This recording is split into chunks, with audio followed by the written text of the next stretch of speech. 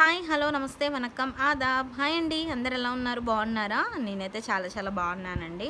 So మనకి ఈ video ఏంటంటే మా సిస్టర్ది మ్యారేజ్ కదండి. సో ఆ సిరీసే మనకి ఛానల్లో ఇప్పుడు రన్ అవుతున్నాయి అన్నమాట. సో దానిలో భాగంగా ఇదొకటి షార్ట్ ఏంటంటే పెళ్ళికార్డులు ఇవ్వడానికి నేను మా వారైతే వెళ్ళామన్నమాట. సో ఆ రోజు మేమైతే కార్డులు అందరికీ ఇచ్చేసిన తర్వాత ఇంకొంతమందికి ఇవ్వాలి. సో అప్పటికే టైం వచ్చేసి 2:30 అలా అయిపోయిందనమాట.